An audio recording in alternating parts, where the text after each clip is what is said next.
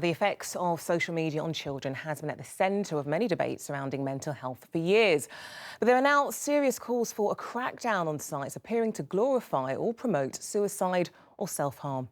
Now, it comes after the father of 14-year-old Molly Russell said Instagram was partly responsible for the teenager's suicide in 2017, after he found evidence she'd been using the platform to search for more information on self-harming and suicide. Well, since he said that, around 30 more parents have come forward making the same accusation. Well, joining me now is Andy Burrows, who's Associate Head of Child Safety Online at the NSPCC, and mental health campaigner Dave Chawner. Thank you both for coming in tonight. This is, I have to say, Andy, very, very troubling. When I went onto social media and just added the hashtag self-harm, suicide, the images that came up were incredibly graphic, very, very disturbing.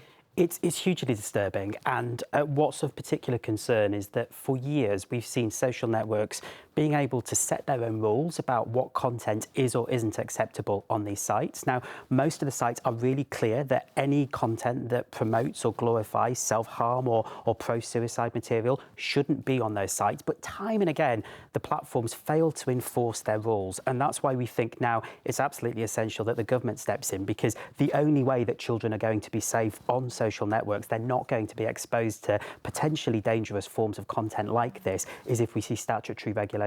I mean, Andy, you say that the government should step in, but Dave, is that the answer? We seem to having that conversation time and time again when dealing with social media and mental health and young people. The government needs to step in.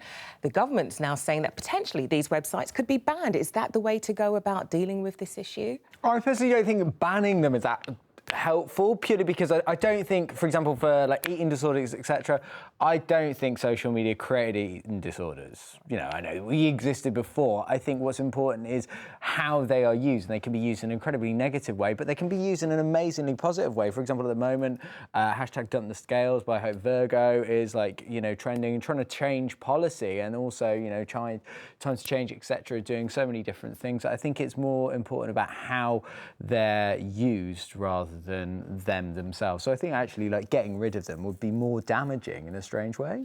That's interesting you say that, because you have a history with an eating disorder.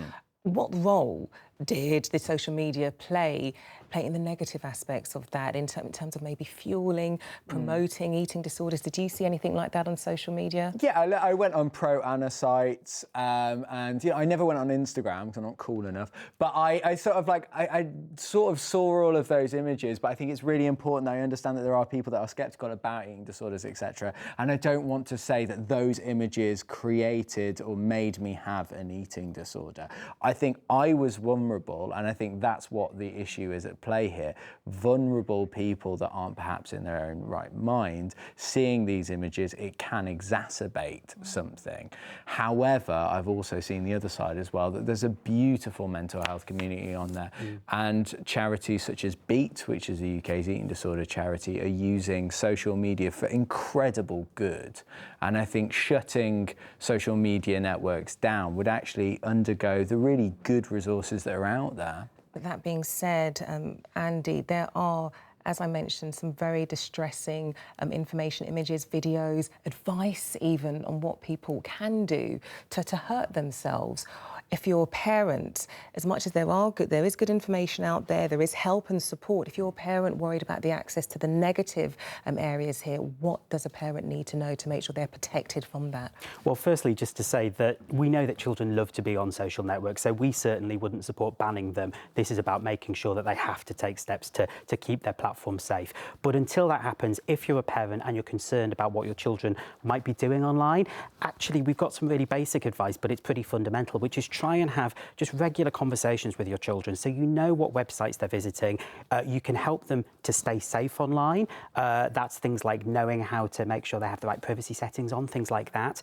But it's also about making sure that if your child does come across something online which makes them feel uncomfortable, if they have a distressing experience online, they know that they can come to you, because that is obviously really important. Sometimes a child might feel embarrassed about something that's happened to them. So if you have those really regular conversations, build up that relationship of trust, that's absolutely crucial. Gosh, good advice. I really hope it's something parents can do. But Andy Burrows and Dave Chawner, good talking to you both. We are going to have to leave it there, but thank you.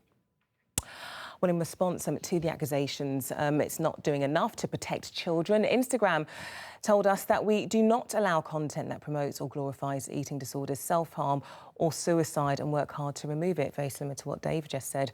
However, for many young people, discussing their mental health journey or connecting with others who have battled similar issues is an important part of their recovery. And Facebook, which owns Instagram, says something quite similar. Now, their new vice president, Sir Nick Clegg, told the BBC earlier that we're already taking steps soon to blur images, block a number of hashtags that come to light, and thirdly, to continue to work with the Samaritans and other organisations.